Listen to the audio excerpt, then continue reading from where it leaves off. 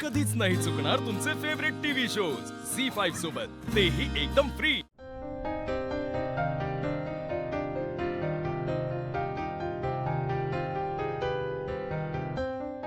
काय तुला असं पाहिलं ना की मला आपल्या लग्नाचा दिवस आठवतो।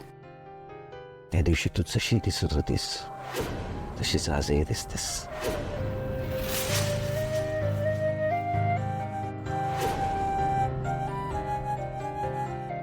असं म्हणतात की मुलं मोठी होत जातात तसं नवऱ्याचं बायकोवरचं प्रेम कमी होत जातं। इथे उलटच। साफ खोटे आहे। माझं तुझ्यावरचं प्रेम दिवसेंदिवस वाढतच चाललेलं आहे। काहीतरीच तुमचं। थट्टा करण्याची चांगली पद्धत। तुझ्या सौंदर्याची थट्टेत सुद्धा चेष्टा करावी अशी वेळ माझ्यावर कधी आलीच नाही।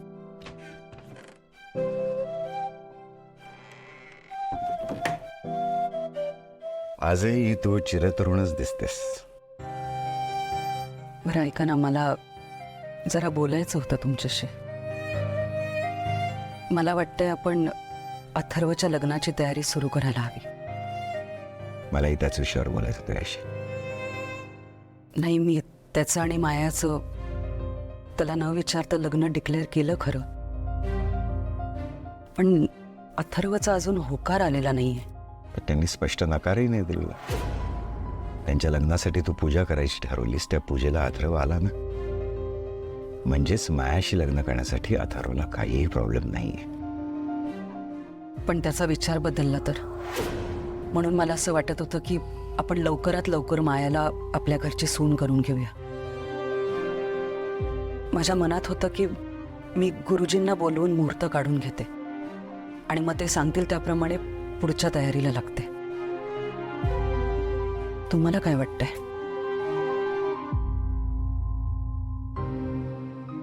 अथर्वचं लग्न ही तू घेतलेली जबाबदारी आहेस, त्यामुळे तुला जे योग्य वाटते ते तू कर। त्यासाठी माझ्या परवानगीची काही गरज नाही।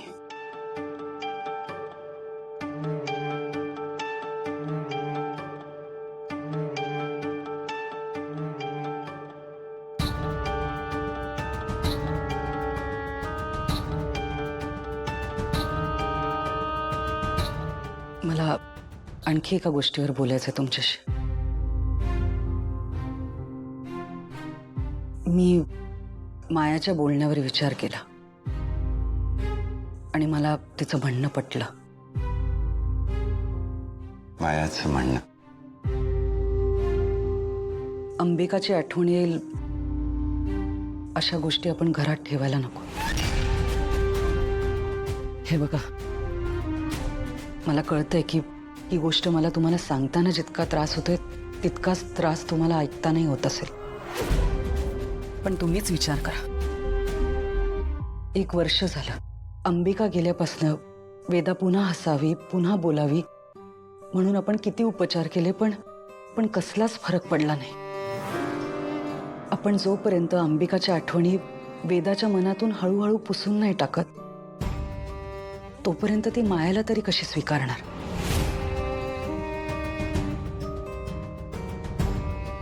हे बघा, वेदासाठी आपल्याला मनावर दगड ठेवून हे करावंच लागणार आहे। पटतं ना तुम्हाला?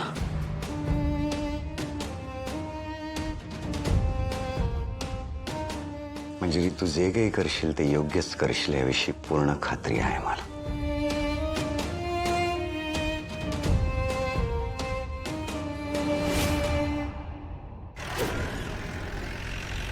चला ठाणेवाले पैसे काढा, पर्सीट 250 काढा, चला लवकर द्या।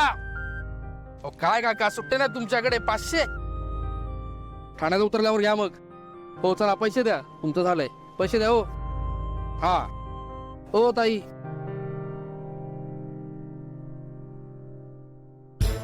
अशा कशा झोपल्यात या? मीरा, मीरा, ठाण्यात जात आहे ना? हो। 250 द्या। पैसे? आपल्याकडे वेळ कमी आहे, या तुझ्या गरजेच्या वस्तू आहेत, तू दे घेतो।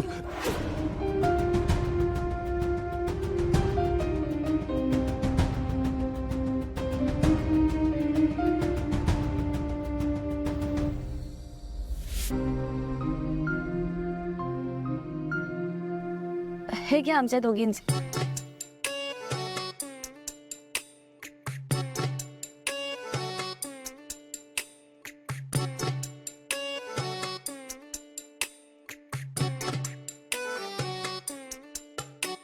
दोघींचे?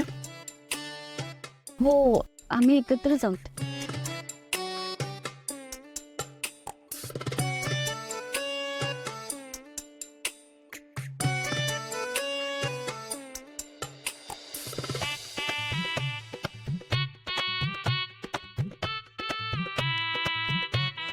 काही झोपेत बडबडतात बहुतेक. मरू दे, माझ्याकडे तरी कुठे सुट्टे आहेत, उरलेले मलाच होतील. मीराला असं मी किती दिवस अंधारात ठेवू शकणार आहे? तिला एक ना एक दिवस तर कळेलच, पण ती इतक्या लवकर कळायला नको. मीरा एकदा तिच्या पायावर उभी राहिली, तिचा शहरात जम बसला की मी तिला सगळं सांगेनच. पण तोपर्यंत लोक हिला वेडं म्हणू लागतील. नाही, आता काहीही करून मीराला थेट रामपूर यांच्याच घरी नेलं पाहिजे. पण कसं?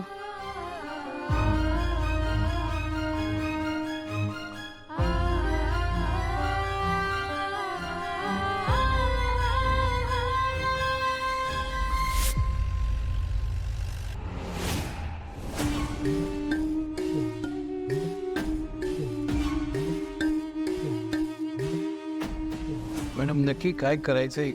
या खोलीतल्या अंबिकाच्या सगळ्या वस्तू गोळा करा. नाही नको मॅडम, तुम्हीच काढून ठेवा, नाही तर माझ्यावरच बालंट यायचं. नाही येणार. तू बाहेरच्या वस्तू घे, मी कपाटातल्या देते.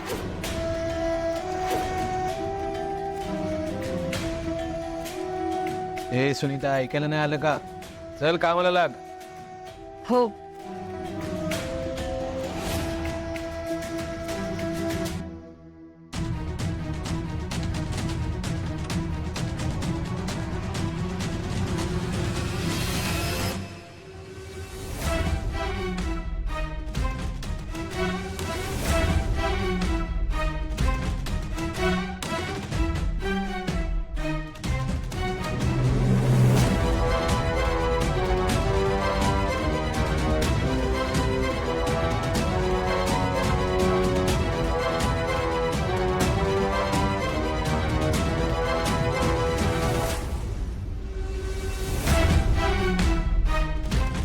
सुनीता, हा फोटो काढ.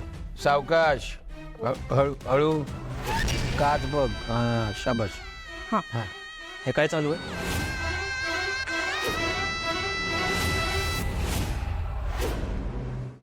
झी5 ॲप डाउनलोड करा आणि पहा सर्व एपिसोड्स एकदम फ्री.